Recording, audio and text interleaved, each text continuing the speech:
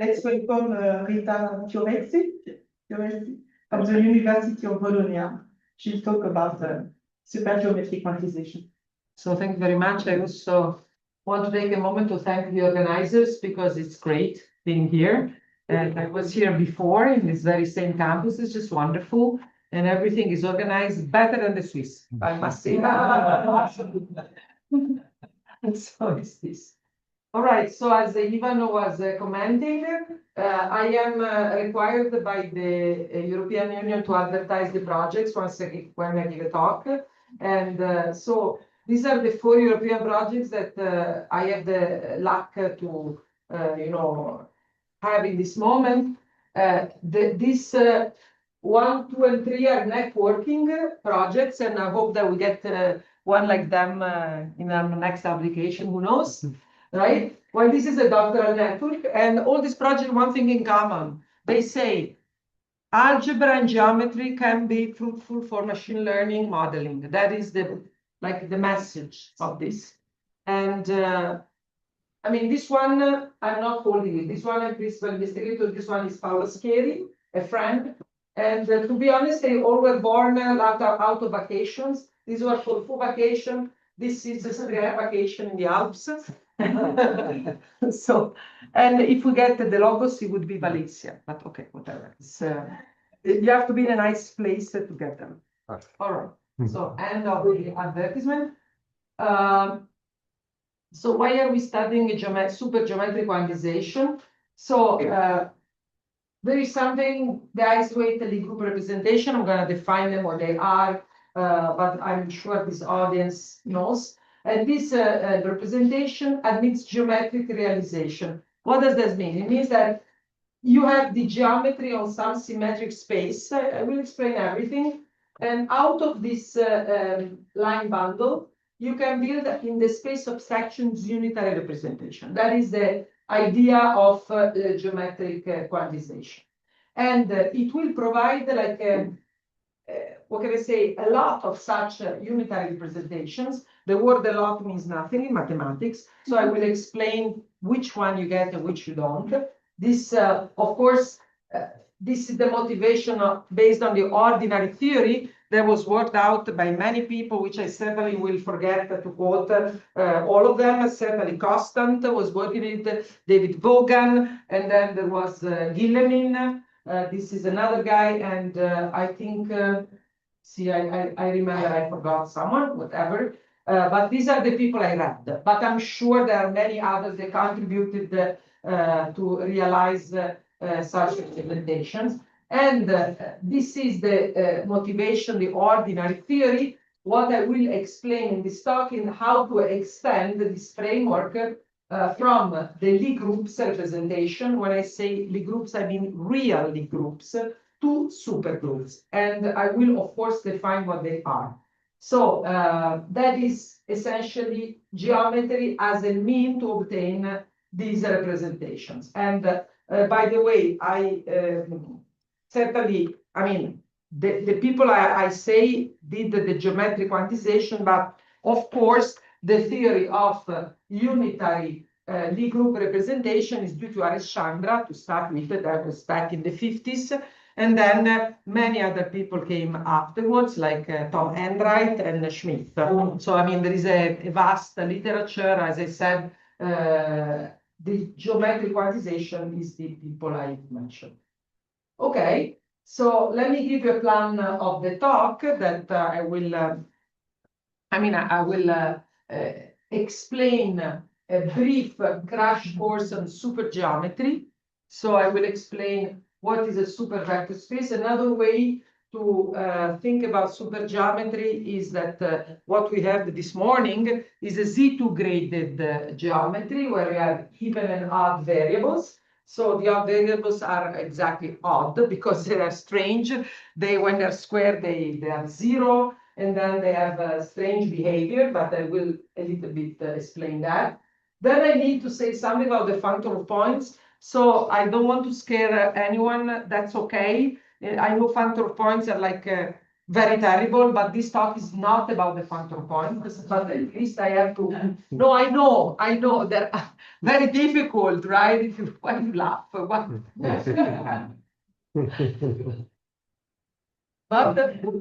no, I just said no. In super geometry, you need to know the functor of points, but I'm saying in this talk it will be like a minor, but we need to have it a little bit. And then the concept of Lie supergroup through different equivalent point of view, but especially the super Harish-Chandra pair, which is very nice because it's in the idea of Harish-Chandra. We'll try to explain how it is motivated and why the French mathematician started calling it super Harish-Chandra pair. I think Scots will be started first, but I wouldn't. And then the representation theory, I should say unitary representation theory, where I introduce unitary supermodules. I briefly recall Harish-Chandra theory, which is very vast because Harish-Chandra wrote many papers and every of them is like 100 pages, so it's really a monumental work. And the Harish-Weight representation in the super context. And then there is finally the super, the title of my talk is that, of course, I have some results here, joint results with Carmeli, my collaborator in Genova, and Varadarajan, who is not with us anymore, but this part we did with them. And then there is this second part where we apply what we know in the first part about representation theory to construct a super moment map and realize at once in the space of sections altogether this unitary highest weight modules. Before we go, let me tell you that highest weight modules are beautiful, but they're not the only modules. And Enright wrote beautiful paper on the annals about the non-highest weight modules, and I have results for that too, but not for this talk. But I'm saying that I know people love highest weight representations, but this field is very rich and has also, of course, infinite dimensional representations that are not highest weight. And in this game, the group we're interested is real, and we reach it through the complex algebra. But okay, we will see. So far, so good. We understand where we're going. Great. Okay, so now crash course in super geometry. I had many more slides, but then I asked ChatGPT, and Chat said, "Don't do that." Well, now I ask advice, and said, "No, your slides are too boring." Okay, so I decided to go with the minimal one. This one is more relaxing, I think. It's like with my students, right? You don't put formulas; they feel safe. So, but actually, it's like with the student, this says nothing. It's totally nothing. So you have a vector space, you have super vector space. It's just a Z2-graded object where you have the even space and the odd space, and then even and odd vector. Of course, when you have, I will write it here because then it will stay with us all the time. When you have a super vector space, I will have a slide. So this is the even vectors and this is the odd, but in my crash course, it is clear that if you give me just any vector, it's going to be neither even or odd, right? However, what we have is that all the equations that we write will be for even and for odd. And when you have something that is the sum, you just generalize it linearly. I'm just telling you because if you don't know this convention, you are a bit confused. Say, wait a moment. How can you tell the parity? The parity is only for this and these elements, not the sum. But we know the convention. And then the notion of commutative superalgebra, we'll have a slide in a moment. Commutative superalgebra, it has a strange rule where you have A times B is -1. I will have a slide, but I won't write it because it stays with us all the time. BA. So it is not commutative, but almost, right? That is the, and then the concept of supermanifold. So the supermanifold, you have to think of it. We're not going to talk about supermanifold because that will take us too much time.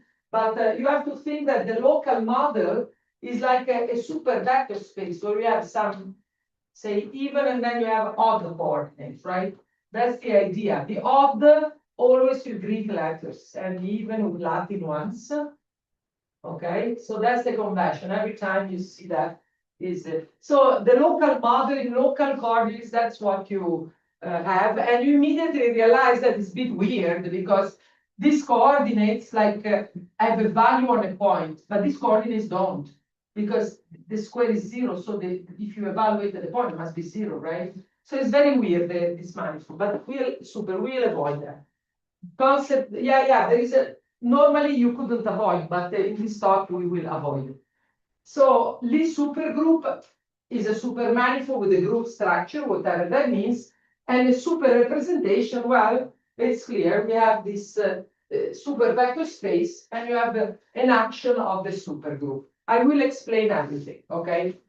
The parity is very natural in the category of super, and in fact, the linear wrote, I think, a beautiful monograph, I forget the title of the volume where this is contained, where it takes a categorical point of view on supergeometry and shows you that all the operations that you make are really like linked in a categorical way to, just you modify the category of vector space and everything comes very natural, the tensor product, but whatever. Okay, so here is the exactly what I was writing on the board. So super vector space, you have a sum of even and odd elements, but again, super, you can have, so like if you say 1, 1, say then it's neither even or odd. And the prototype is that you get the field, this is the prototype, right? M is the even dimension, N is what is called the odd dimension. So the total dimension is M plus N, but you want to separate. And then the supercommutative algebra satisfies this. And every time I say algebra in this talk, it will have this property. And it is replacing exactly what is commutative algebra in ordinary geometry. So what am I saying? Why am I saying this? Because we know that in algebraic geometry, there is the equivalence of categories between algebras and schemes, affine schemes, right? Same thing here, super algebras and affine super schemes. And all the thing that comes goes through. Manning did this, lots of people did it. And the prototype for a finite generated supercommutative is this one. You take the polynomial algebra in indeterminates and the exterior algebra in the odd ones. So it means that the odd variables have the property that theta I is 0, sorry, theta I square is 0, and theta I, theta j, that is called psi. But okay, we understand each other. There is a minus coming, right? That's it.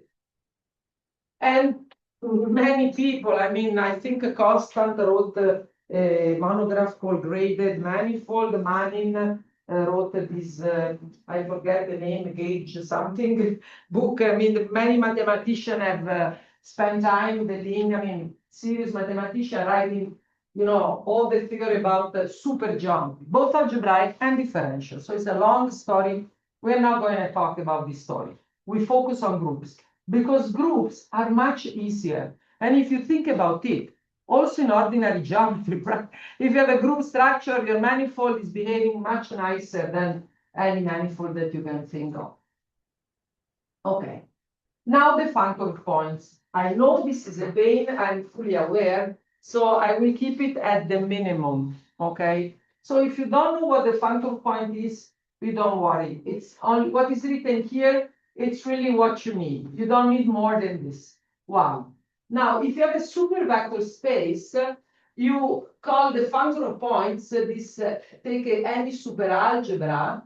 You basically associate to super algebra this tensor product. But this is really the same. And you take the even part, whatever it is. You take the morphism between the superalgebra with the x and psi generator to A. What is happening here? Is happening something very simple that is explained in a very complicated way by mathematicians, because physicists were doing this thing much before the theory of mathematics, much before, meaning that there is an easy way to do this. So now I'm going to show you, right? So if you look at the morphism, so I'm looking at the morphism from, say, K, xi to any superalgebra A. So what are these morphisms? Preserving the parity. Well, you have to give me all the maps from this polynomial algebra to this? Well, I mean, we know you have to assign some element to x, you have to assign some odd element to psi, because it must be 0 d squared, right? So essentially, these are all the pairs A and alpha, right? With A in a 0 and alpha in A1. Nothing else, right? So you see how the physicists were playing this game. They would take, for them, this would be, you know, this algebra, right? They didn't think beyond this, right? The algebra of, sorry, a polynomial. This would be a polynomial superalgebra. Actually, not even polynomial, but I don't want to say what the physicists were doing, but they were looking at a simple A, and then they would look at the morphism. So essentially, if you look at possible morphism, you are looking at all these pairs. And if you generalize, this would be a 1M, alpha 1, alpha n. So for them, the function of points of a vector space is this object, just this. Very simple, right? And you sum and you multiply, very simple. And then if you look at supermanifold, that's a local model, so they could do it. Of course, functors are much more than that, right? They have naturality, you need to know what are morphisms and so on. Whatever. But if you look at this, so what is the functor point of GLM? First of all, this is a very wrong thing to say, because you're like, wait a moment, you didn't tell me yet what this is, and then you want to tell me the functor points. Bear with me. There is a meaning to that, but you certainly can think of matrices that have the diagonal as even elements and off diagonal the odd ones. And if you multiply them, you still get an object like that. And then if you try to multiply one such matrix with a vector of that type, you get something that is of that type. So parity will behave nicely. So what I'm trying to say is that if you wanted to make the functor point work theoretically, it's very hard, because you have to prove many things. But if you want to make a calculations like the physicists do, it's very simple. I just show you matrix multiplication, the rows by columns. So that makes the theory for groups much nicer than just manifold. I will not say much more about the functor of points. I'll just say another slide, but then I just want to know it exists. Now, there is an equivalent way to understand a group, in a supergroup, which is via the Harish-Chandra pairs. And they're called super Harish-Chandra pairs because something is called Harish-Chandra pair. And in fact, we will talk also about Harish-Chandra pair, but very little, because I don't want the people to get very confused. So, no, of course. So, if somebody knows what is an Harish-Chandra pair, knows that there is a friendship between the Lie algebra and the maximal compact within it. And so there is something called Harish-Chandra pairs taking the algebra and maximal compact. I'm not going to talk much about that. It's beautiful theory.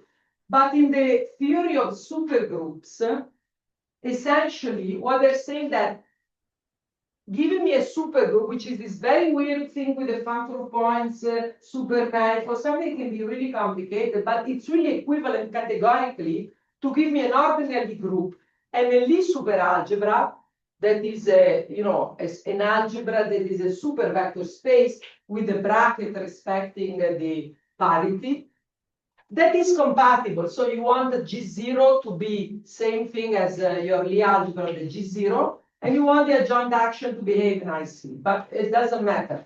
What I'm trying to say is that a supergroup is captured by an ordinal Lie group and a tangent space, the Lie superalgebra. Very surprising. This is due to Kotzul first doing it, and then for the algebraic setting, there is a lot of people doing it. It's Tishnakova, myself, maybe a lot of people worked it out, so it's difficult to give attributions, and this is one of the times that we try to give attribution, people get upset, and so whatever. Many people prove this. Agavarini, of course, did the equivalence of categories. But then once you have this power, you understand that in order to get a representation via the super Chandra pairs, well, with the factor of points, it's just a natural transformation. It's a bit complicated, right? But with Chandra pairs, it's much simpler because you have just a representation of your G0 and then a Lie superalgebra representation. Much easier, right? Because representation of Lie superalgebras, well, if you know the theory of representation of Lie algebras, you kind of know, super, it's okay. I don't want to say it's the same because it's not the same, but it's much treatable. And G0 is well known, is a real Lie group. So I'm trying to say that this is a much down-to-earth way to see them, though there are some complications, but they're hidden. So with the function points, they're not hidden, they're right there. But so we're going to take mainly this point of view on the theory of representations, but in occasions I will also resurrect this, but very little. So far, so good. Not you, you know everything, Milan. You're not my target. No, he knows everything, of course. I mean, it's all right. So we go to the part 2, where I want to, explain what we did together with Carnegie and Varadarajan. Unfortunately, Varadarajan passed in 2019. The paper was published, as we very well know, 2 years later, because you know how it is in the academia. It takes a long time to publish papers. So we have a real Lie superalgebra. So again, that's a Lie algebra with a bracket respecting the natural, the parity. So G0 plus G1. And we get it contragradient. This is a class of well-behaved Lie superalgebras taking the place of semi-simple Lie algebras. And you may wonder, why don't you say semi-simple superalgebra? Because semi-simple is tricky in the super world. Contragradient is better. And then we take a representation of the superalgebra on a certain vector space, which is not finite dimensional. We don't want finite dimension. We want to look at infinite dimensional representation, but it is finally generated as G module. So, for example, it is I-squared, but not only. You may have a different situation, but you want finitely generated. And then we take a Lie supergroup. So Lie supergroup is a G0, so a Lie group, and a superalgebra. And then you have this very strange characterization of unitary representations that it looks very weird, but is equivalent to what you would think, that there is a Hermitian product and the representation somehow respects it. This characterization, I gave it as a definition because I didn't want to go through the definition and the equivalence, but this point of view is due to Carnegie, Toigo, Varadarajan, and Cassinelli. These 4 people did this very nice study. The problem is that when the representation becomes infinite dimensional, you see you have a problem because you want to look at unitary representation of a Lie supergroup. You need to have a Hilbert, of course, Hilbert superspace, but then there is something called the analytic vectors, because the point is that the Lie algebra representation sits inside the Lie group representation, also in the super world, and somehow, it's you get by completion, right? I don't want to get into these technicalities of analysis, but it's not like in the finite dimensions where Lie group and Lie algebra, well, the representation is the same. Here, no. The group is richer, so it will move you more around than just the Lie algebra. Lie algebra, it's just an object that is creating a simple, like this V will be easier than this all Hilbert vector space.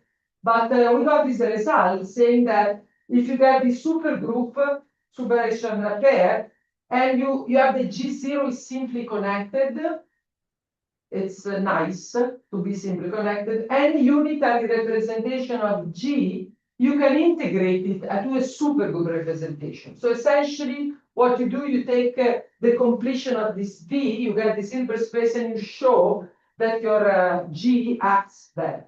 So that is what the L representation is unitary. Means it's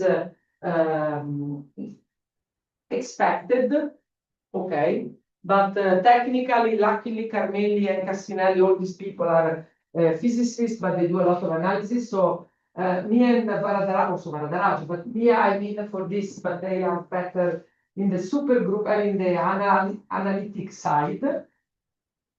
So this theorem tells you, well, you have a group which is zero, you can extend it if you give me unitary. It's exactly what you think it should be. Excuse me, there is a converse of it. If you start with a unitary subgroup representation, it is obvious that you are the converse of your statement. A unitary subgroup representation gives you a unitary representation. You have to speak slowly for me. A unitary subgroup representation, Yes, is naturally a unitary representation of the reaction. This is true in the super world. so okay, so you're asking me if you have a G representation, is it a Gothic G representation? In the super world. Yes, of course. No, thanks. Sorry for not understanding you. I'm a bit old. All right. So let's go now. So that theorem we had, that is nice, but we wanted to build this representation from below. So because we really wanted to build them explicitly, because it's very obscure, right? It says, oh, you have G0, you can extend. Okay, but what are they? That is the point. So what is the geometry? How you build them? Okay, so we start with the complex supervector space. We take a complex contragradient superalgebra. For those people that know what they are, these are the families. Fine. Those that don't know, it's okay also. I put an example here to feel reassured. So these are like, this G is like a special unitary P, special unitary Q, and then R and S. So you have like, they're not difficult. So this is a simple example. So if you take SL, so you're like having like an SU R here, no P, and then you have SU Q here, and then you have on the diagonal you have the SU, and then you have this will give you the even part, and then here we have the odd. So that's the matrix serialization via the functor of points, or the algebra, you don't need it. And you take a representation. And then you say that this is an Harish-Chandra module if there is a representation of the maximal compact. In this case, the maximal compact is exactly this SUP, SUQ, this in this special example. That has this very nice property. It intertwines with the adjoint. That is, I mean, something you expect. And then when you take the span of, the finite dimensional subspace with tau as their characters, this b tau is finite dimension, because we know the compact group have a finite dimensional representation only, but you never know if you sum all of them with the same character, will it be finite dimensional? Maybe not, but for Harish-Chandra module, yes. So it is interesting that this is like a category of representation behaving very nicely and having like an importance in physics. That is the fact. Okay, and we have this result saying that if you have such a representation, which I have not constructed yet, I am aware. When is it unitary? It is unitary if and only if you have this condition, where beta is the Harish-Chandra homomorphism. I will not tell you what it is. I have a slide, but no. But this is nice because maybe it doesn't give you an if and only if, but it gives you some necessary conditions behaving for even compact and non-compact roots. Meaning, okay, there are roots that sit into the compact part of the algebra, some outside. So it will give you exactly where you need to be unitary, this representation. And before you ask, we don't have a leaf nor leaf. No, neither Chandra did. That I think was done by Enright and Howie, I think. So it was done much later. And okay, I have an example, but I'm running out of time, so let us skip the example. Okay. So since I want to speak about the super quantization, let me go to the punchline. Sorry, guys, it's very nice here, but so the theorem says the following, that so you may look, so you look at your supergroup divided by a suitable Borel. Not all the Borels you choose are fine. You have to choose something called admissible. So it has to have some property. And this is something that Chandra did for us. So we copy his definition. So you pick such admissible Borel, and then you construct the line bundle associated to a character of your algebra. And this line bundle, that's nothing mysterious. You just look at the sections that, on the product that behave nicely. So I wrote it very mysteriously, but it's very simple. It's just. So it's like it's really the construction that, you take this. Right, and this character is just this line bundle construction. So, and if you look at this open set, which is the fact that it's open is absolutely non-trivial. This is proven by Chandra, and this is actually one of his accomplishments, because he proves that this object is open and it is the right thing to look at. Then, whenever this is a non-zero, then it continues the analytic continuation of the constant polynomial 1, which plays the role of the highest weight. So you generate the whole representation. And again, as I said, you generate the whole representation by acting with the universal enveloping algebra. And the problem is that you need the left action, you need to close it. And then you get this Chandra representation. So this is, and then we proved that this was proven by Chandra. We reproved it for the super groups, and the theorem, it's really the same. I mean, but the proof is much more complicated because of the headache of the factor points, the Chandra pairs. So, as Deligne like to say, I really like his lectures in the Simon Center when he said, "Where is the glory?" There is no glory, because you work so much, in the end you proved exactly the same result. That is, and in fact, the supergeometry don't do it, because I know it's true, don't do it. It's not it's not helping.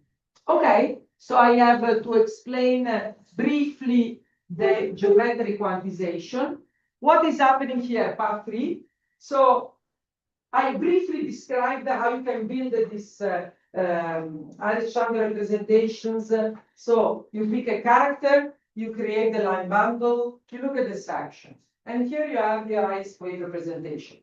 But the people of geometric quantization arrived much later than Chandra, and what they wanted to do is realize in just one space all the representations, and they wanted to characterize which one were occurring, which is something that was much harder for the Chandra theory and was done by Enright and then Howie and Schmidt. That was like very difficult, this question. So they were looking at it from a very different direction. Okay, let me show you the ingredients. So we want to determine all the reducible unitary representation at once of the group. Now, this is the description of the ordinary theory. So you have this variety. Notice the difference, because before we were looking at the quotient by B, right? The Borel. Now we look at the nilpotent. So X is bigger, which means nothing, of course, because it's a variety, so it's infinite points. But I'm saying that you quotient by something that at least dimension-wise is less. And then I put here the Iwasawa decomposition. You have the G times allows you to tell that this is open, not immediate, but not difficult.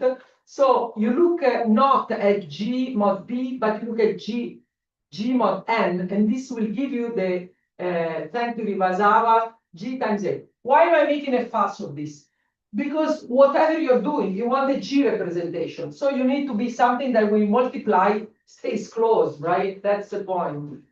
So these people proved that there is a G times T invariant Kähler form. T is a torus. They may be inside the G, so you may wonder, wait a moment, is inside G? Why are we saying G times T? Because G acts on the left and T acts on the right. And this little dance of left and right, there is also in Alexandra, but I sort of keep it together with many details. And you have a Kähler form that globally admits a Kähler potential, and this Kähler potential holds the key for the Hermitian structure. And I don't know how much geometry you know in your life, but for me, this is really beautiful. That this omega Kähler contains the key to build a scalar product. And the scalar product, sorry, Hermitian product, gives you the Hermitian representation. That is, to me, incredible, because thanks to the scalar potential, you build on the fiber, and then once you have it on the fiber of your line bundle, you build it everywhere. It's just, you see, you take the integral over x, and I know that integrating over x may be challenging because x is not necessarily compact, but Alexander did this for us, so it's not. And so this is the theorem by Guilhem and Chua in 2000. Of course, they were building by the many, many works by so many people. So if you have a fine infinite dimensional representation of a Lie group with this character, e to lambda, where lambda is in the Cartan with a certain form, then this is contained in H2L, the square integrable functions in the sections of the line bundle, if only if this is the image of the moment map for this Hamiltonian action. I don't know. It's beautiful, I think.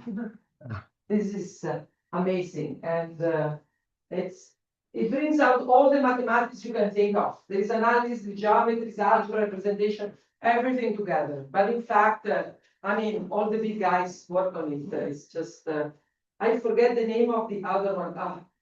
My memory.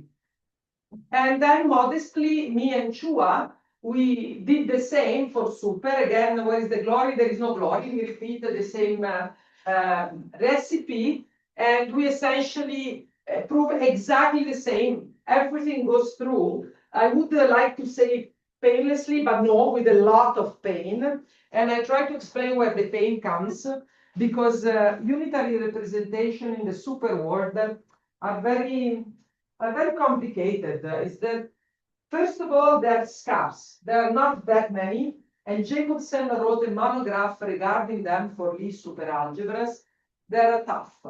That's the difficulty, for me at least. The rest, I mean, you have to be careful, but more or less everything goes well. When you hit the Hermitian unitary, that's where the trouble comes. So we redefine exactly the same thing, and we get the same result, meaning that we have a certain super character, highest weight lambda plus rho. You know, if you know some representation theory, you know that conventions plus rho or not plus rho, it depends on the author. We decided to put the plus rho. And then you have this unitary highest weight, even if your highest weight sits into the image of the moment map. And this representation is realized exactly as the weight lambda into the section. And the difference with the previous result is that here we have just one Hilbert space containing the amount. And before we had a different Hilbert space for each representation, because it's a different game they play for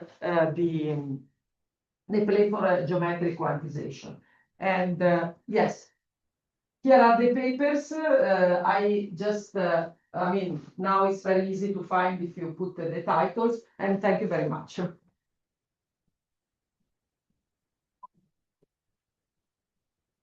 Definition time.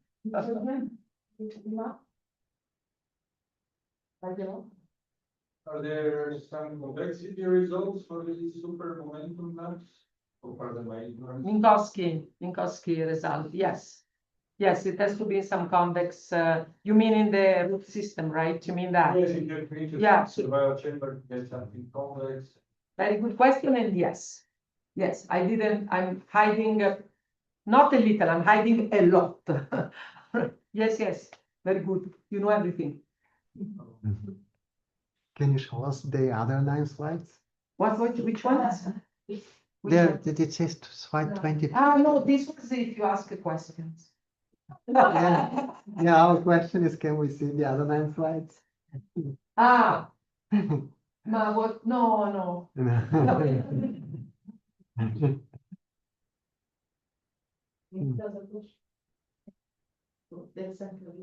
Thank you. You have them. I sent them to you. I don't.